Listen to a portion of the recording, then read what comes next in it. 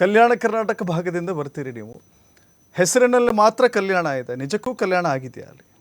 ನೋಡಿ, ಕಲ್ಯಾಣ ಕರ್ನಾಟಕ ಐತಿಹಾಸಿಕವಾಗಿ ನೋಡಿದರೆ ಭಾಳ ಶ್ರೀಮಂತವಾದಂಥ ಒಂದು ಪ್ರದೇಶ.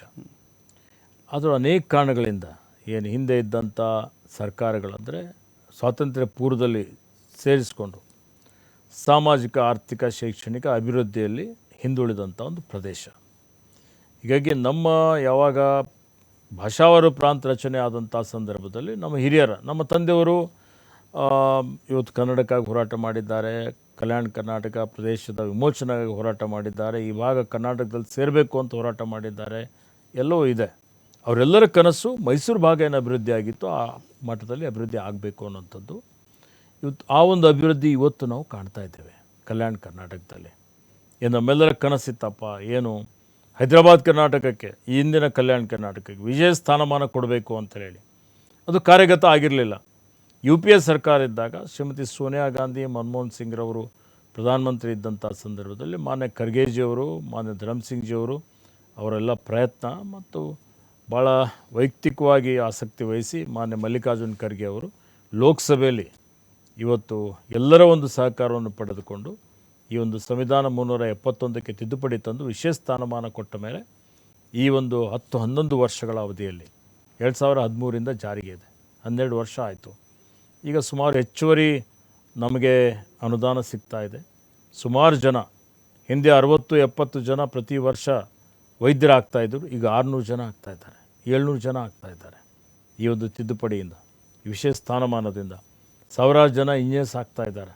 ಮಾನವ ಸಂಪನ್ಮೂಲ ಇವತ್ತು ದಿನೇ ದಿನೇ ಹೆಚ್ಚಿಗೆ ಆಗ್ತಾಯಿದೆ, ಉದ್ಯೋಗಾವಕಾಶ ಹೆಚ್ಚಿಗೆ ಆಗ್ತಾಯಿದೆ, ಅಲ್ಲಿ ಮೂಲಭೂತ ಸೌಕರ್ಯಗಳ ಅಭಿವೃದ್ಧಿ ಆಗ್ತಾಯಿದೆ, ಶಾಲೆಗಳು ನಿರ್ಮಾಣ ಆಗ್ತಾಯಿದ್ದಾವೆ, ಇವತ್ತು ಆಸ್ಪತ್ರೆಗಳು ನಿರ್ಮಾಣ ಆಗ್ತಾ ಇದ್ದಾವೆ.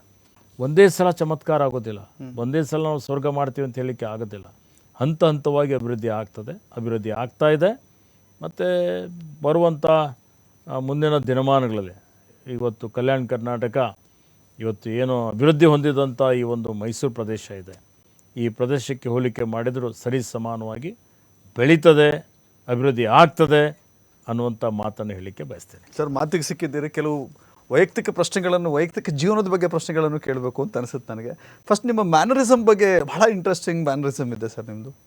ನಿಮ್ಮ ಔಟ್ಲುಕ್ ಅಂದರೆ ನಿಮ್ಮ ಕೂದಲು, ಹೇರ್ ಸ್ಟೈಲು, ನನಗೆ ಇಷ್ಟ ಬಂದಂಗೆ ನಾನು ಇರ್ತೇನೆ. ಓಕೆ ಓಕೆ ನಾನು ಮೊದಲಿನಿಂದಲೂ ನಾನು ಇಂಜಿನಿಯರಿಂಗ್ ಏನು ವಿದ್ಯಾಭ್ಯಾಸ ಮಾಡ್ತಾ ಇರ್ತಕ್ಕಂಥ ಸಂದರ್ಭದಲ್ಲಿ ಒಂದು ಗಾಗಲ್ ಹಾಕುವಂಥದ್ದು ಸಾಮಾನ್ಯವಾಗಿ ನನ್ನ ಮೊದಲಿನಿಂದ ನನಗೆ ರೂಢಿಯಾಗಿತ್ತು.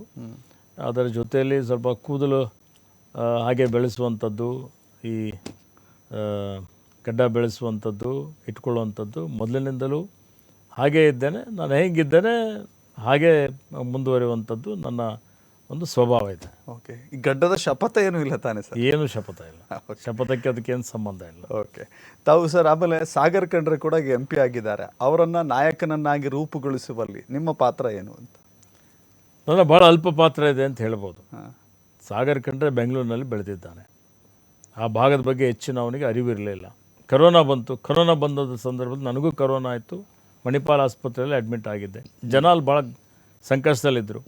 ದಿನ ನನಗೆ ಕರೆಗಳು ಬರ್ತಾಯಿತ್ತು, ನಮಗೆ ರೆಮ್ಡೆಸಿವಿರ್ ಇಂಜೆಕ್ಷನ್ ಸಿಗ್ತಾಯಿಲ್ಲ, ಜನ ಸಾಯ್ತಾ ಇದ್ದಾರೆ, ಆಕ್ಸಿಜನ್ ಇಲ್ಲ, ಬೆಡ್ ಇಲ್ಲ, ಕಿಟ್ಗಳಿಲ್ಲ, ಆಹಾರದ ಕಿಟ್ಗಳು ಸಿಗ್ತಾಯಿಲ್ಲ, ನಮಗೆ ತೊಂದರೆ ಆಗ್ತಾಯಿದೆ.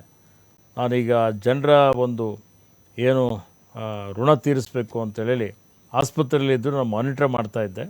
ಸಾಗರ್ಗೆ ಹೋಗಿ ನೀನು ಜನರ ಸೇವೆ ಮಾಡಪ್ಪ ಅಂತ ಕಳಿಸಿದೆ. ಅಲ್ಲಿ ಹೋಗಿ ಅವನಿಗೆ ಆಶ್ಚರ್ಯ, ಈ ರೀತಿ ಜನ ಸಫರ್ ಆಗ್ತಾ ಇದ್ದಾರೆ ಅಂತೇಳಿ. ಅವನು ಎಲ್ಲ ಕಡೆ ಇಡೀ ಕ್ಷೇತ್ರ ತುಂಬ ಓಡಾಡಿ ಆಹಾರದ ಕಿಟ್ಗಳು ಕೊಟ್ಟು, ರೆಮ್ಡೆಸಿವಿರ್ ಇಂಜೆಕ್ಷನ್ ತರಿಸ್ಕೊಟ್ಟು, ಆಕ್ಸಿಜನ್ ಕೊಟ್ಟು, ಸುಮಾರು ಜನರಿಗೆ ಅವ್ರ ಜೀವ ಉಳಿಸಿ, ಸ್ವಲ್ಪ ಜನರ ಜೊತೆಯಲ್ಲಿ ಅವನು ಮಿಕ್ಸಪ್ ಆಗಿ ಆ ಜನರ ಬಗ್ಗೆ ಅವನಿಗೆ ಕಳಕಳಿ ಪ್ರಾರಂಭ ಆಯಿತು 2019-20ರಲ್ಲಿ. ಅದಾದಮೇಲೆ ಅವನು ಇಲ್ಲಿಗೆ ಬಂದ ಮೇಲೆ ಅವನದು ಲಾ ಮುಗೀತು. ಅವನು ಪದವಿ ಮುಗಿಸ್ಕೊಂಡ. ಪದವಿ ಮುಗಿದ ಮೇಲೆ ಅವನು ಎಲ್ಲೋ ಬೇರೆ ನಾನು ವರ್ಲ್ಡ್ ಎಕ್ಸ್ಪ್ಲೋರ್ ಮಾಡ್ತೀನಿ ಹಂಗೆ ಅಂತ ಶುರು ಮಾಡಿದ್ದ. ಆ ಸಂದರ್ಭದಲ್ಲಿ ಇವತ್ತು ನಮ್ಮಲ್ಲಿ ಏನು 2023ರಲ್ಲಿ ವಿಧಾನಸಭೆ ಚುನಾವಣೆ ಬಂತು. ಮತ್ತು ನನ್ನ ಚುನಾವಣೆಯಲ್ಲಿ ಬಂದ, ಸ್ವಲ್ಪ ಯುವಕರಿಗೆಲ್ಲ ಜೊತೆಯಲ್ಲಿ ತೆಗೆದುಕೊಂಡು ಪ್ರಚಾರ ಮಾಡೋಣ ಅಂತ ಅವನು ತಾಲೂಕಿನಾದ್ಯಂತ ಬಾಲ್ಕಿ ಕ್ಷೇತ್ರಕ್ಕೆ ಸೀಮಿತವಾಗಿ ಕಾಂಗ್ರೆಸ್ ಪಕ್ಷದ ಪ್ರಚಾರನೂ ಮಾಡ್ದ.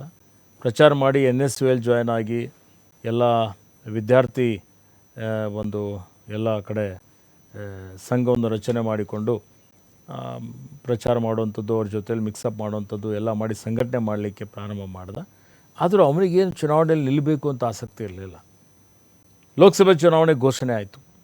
ಘೋಷಣೆ ಆದಮೇಲೆ ನಾನು ಉಸ್ತುವಾರಿ ಮಂತ್ರಿ ಆಗಿದ್ದೆ. ನಮ್ಮ ವರಿಷ್ಠರು ನನಗೆ ಒಂದು ಸೂಚನೆಯನ್ನು ಕೊಟ್ಟರು, ನೋಡಿ ನಿಮಗೆಲ್ಲ ಬೀದರ್ ಉಸ್ತುವಾರಿ ಮಾಡಿದ್ದೇವೆ, ನೀವೇನು ಮಾಡ್ತೀರಿ ಗೊತ್ತಿಲ್ಲ, ಲೋಕಸಭೆ ಚುನಾವಣೆಯಲ್ಲಿ ಗೆಲ್ಲಬೇಕಂದ್ರೆ ಏನು ಮಾಡಬೇಕಪ್ಪ ಅಂತೇಳಿ ನಾನು ಎಲ್ಲ ನಮ್ಮ ಸ್ನೇಹಿತರಿಗೆ ಎಲ್ಲರ ಜೊತೆಯಲ್ಲಿ ಚರ್ಚೆ ಮಾಡಿದೆ. ಕೊನೆಗೆ ಎಲ್ಲರ ಒಂದು ಒಮ್ಮತ ಅಭಿಪ್ರಾಯ ಬಂತು, ಯುವಕನಿದ್ದಾನೆ ಮತ್ತು ನಿಮ್ಮ ಪರಿವಾರದ ಕೊಡುಗೆನೂ ಇದೆ, ನಿಮ್ಮ ತಂದೆಯವ್ರದ್ದು, ಮತ್ತು ನೀವು ಉತ್ತಮವಾಗಿ ಸೇವೆ ಮಾಡ್ತಾ ಇದ್ದೀರಿ, ಇದರ ಪ್ರಭಾವ ಆಗ್ಬೋದು. ಹೀಗಾಗಿ ಭಾರತೀಯ ಜನತಾ ಪಕ್ಷದಿಂದ ಆ ಸೀಟ್ ಕಸ್ಕೋಬೇಕು ಅಂದರೆ, ವಾಪಸ್ ಪಡಿಬೇಕು ಅಂದರೆ, ಸೊ ಅನಿವಾರ್ಯ ಕಾರಣಗಳಿಂದಾಗಿ ಗೆಲ್ಲಬೇಕು, ಸಾಗರ್ ಖಂಡ್ರಿಗೆ ಕೊಟ್ಟರೆ ಏನೋ ಗೆಲ್ಲಬೋದೇನೋ ಅನ್ನುವಂಥ ಒಂದು ಅಭಿಪ್ರಾಯ ಕೇಳಿ ಬಂತು. ವರಿಷ್ಠರು ಅದಕ್ಕೆ ತಮ್ಮ ಸಮ್ಮತಿಯನ್ನು ಸೂಚಿಸಿದ್ದರು.